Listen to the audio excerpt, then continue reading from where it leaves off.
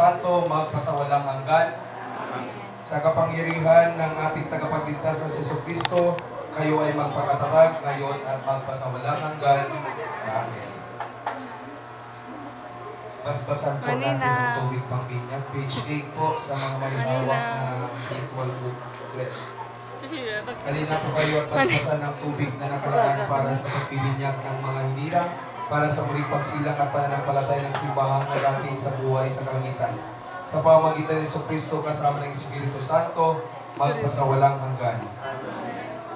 Minamahal na mga magulang, ninong at ninang, sa binyag tayo ay nalibing kasama ni Kristo upang kasama rin niya tayo ay makabangon at makapagbagong buhay. Bilang tanda ng inyong pananagutan na ubugin ang inyong mga anak ay sa banal na aral ng ating pananampalataya.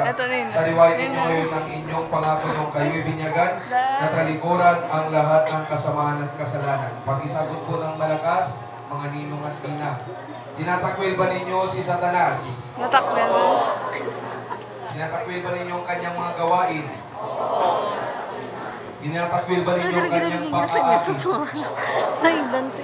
Sumasampalataya ba kayo sa Diyos sa mga kapangyarihan sa lahat na may gawa ng langit at lupa? Video.